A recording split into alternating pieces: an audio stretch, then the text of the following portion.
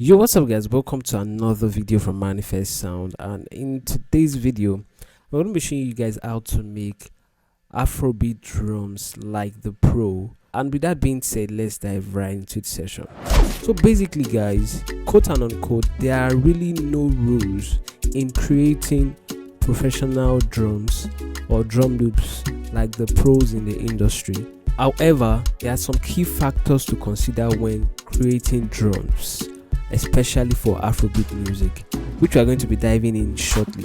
One of the things we will be considering on our checklist for today is actually sound selection. And more often time when I do video like this, I always emphasize that a good sound selection is actually the beginning of a good production or a good beat. So in this case, we are going to be making use of sounds from the complete only one sample pack, and the link will be in the description for you to also get yours. So basically what we'll be doing is scrolling through these sounds to select some of the sounds that we are going to use for this particular project. And at this point I want to believe we already know what we want to achieve. For instance, I know the kind of beat I'm going for, so it's going to also affect my sound selection, as I'm going to be picking sounds I feel will match in with what I want to create. So let's go through some of these sounds.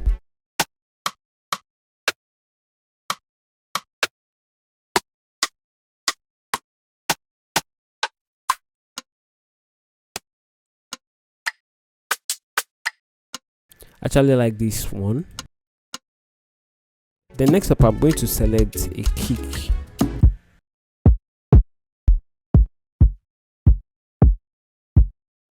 Just pick one that suits your preference, and then I'm also going to select some percussion sounds, and in this case some congas, bongos probably.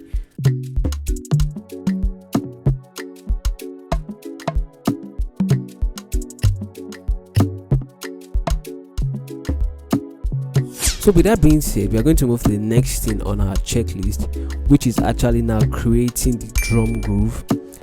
Knowing well that we probably know what we want to go for, and we are going to just jump into that. A basic Afrobeat song actually falls between the range of 90, 80 BPM sometimes, depending on the project. It falls in between, let's say, 85 to 120.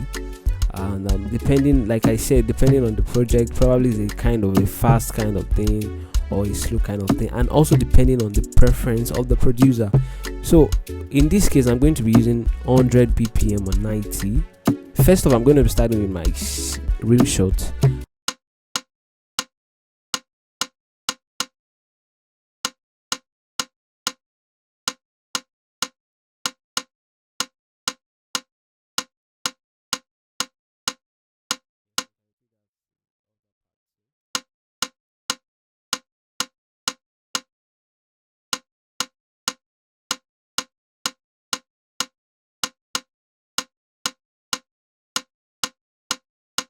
Yeah, so for me to catch that vibe, I'm going to add my kick into it. And like I mentioned earlier, there are really no rules to this.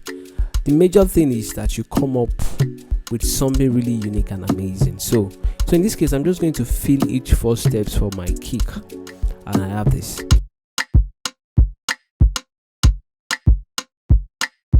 Going to the next thing on our checklist, which is actually stacking up your sounds and also accentuating some parts, and which you can see that I've done here.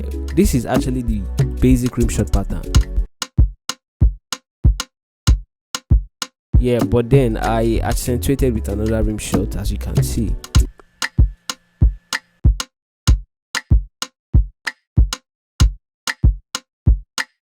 Then at this point you can decide to add some percussion sounds, like some of the congas that I bring.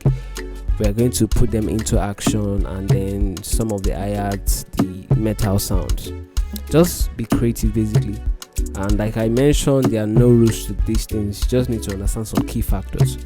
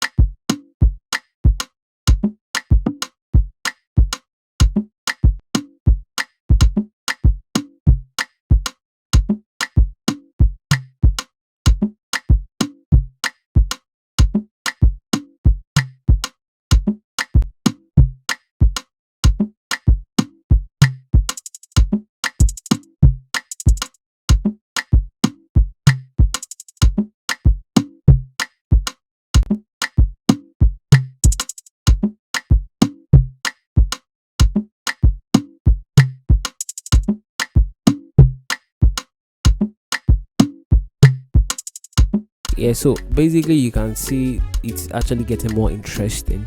And then at this point you can also decide to add some effects. And first of all, the effect I'm going to add into this is just the basic swing effect in FL Studio, and we are going to see, we are just going to add some little amount of it, like 15%, and you will notice the changes shortly.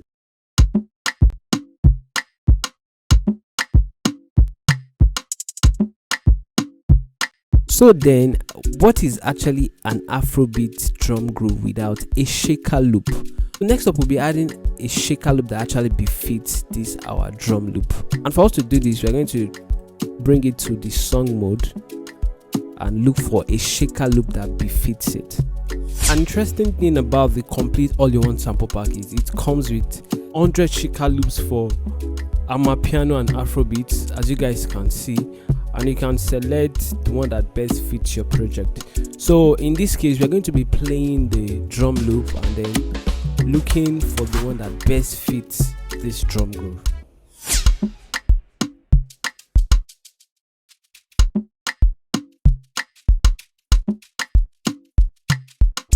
Yeah, so the next thing on our checklist is what some people might consider as a cheat while creating drums.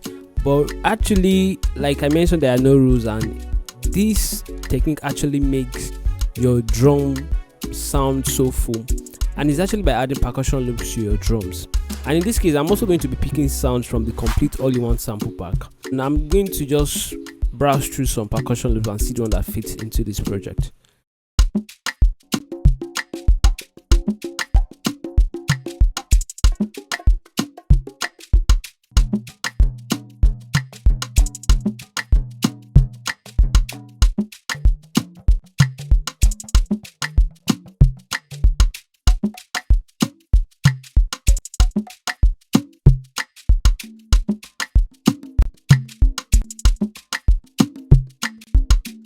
Yeah, so basically I think I like this particular conga loop, and I'm going to drag it into the project, and it also automatically fits into the tempo. Yeah, so guys, which is going to lead us to the last thing on our checklist, which is adding effects and some processing to what we have here already.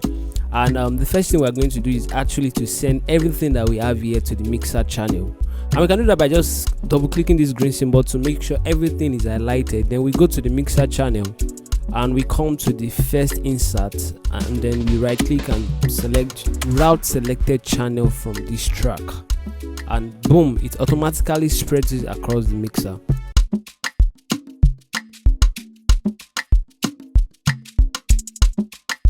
So another thing we want to do is to group all of these sounds into a bus so that we can add effect to them all together, and we can do that by simply holding Ctrl or Command and then highlighting all the tracks we need. Then right click and then go to the track routing and select create submix, and we're going to call it drum bus. Yes, so guys, we now have a drum bus where we can add effects to it, and it's going to affect everything we have in our drum loop. And in this case, I've muted it. I'm going to unmute it so that you can listen.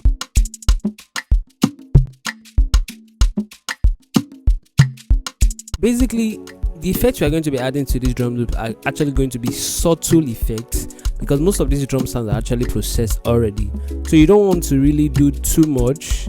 So we are just going to be adding a particular plugin called Vitamin, and it's a plugin by Waves. So in this case, we are going to be running through some presets and see the one that best fits our drum loop.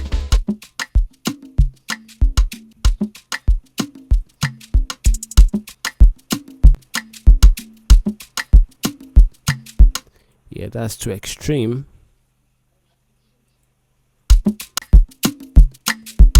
So we can turn down the output a bit.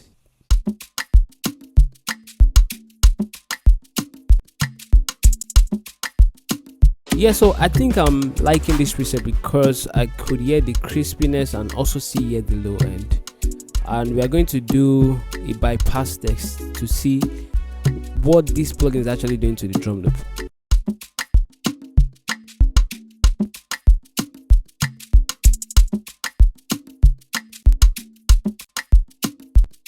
And another thing is, if you actually want to add some stereo width to this particular drum loop to make it more wide and full, you can actually use this width master control in this vitamin plugin to give it some width.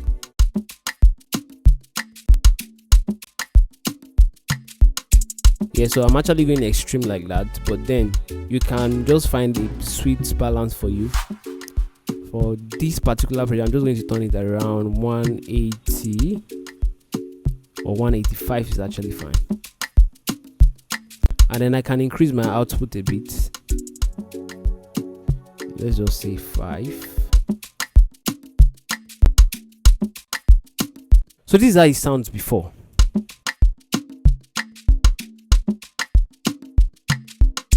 But then after adding the vitamin plugin, it sounds like this. Yeah, so you can actually notice the huge difference because now it is more crisp and then it's got some stereo width and is sounding more fuller.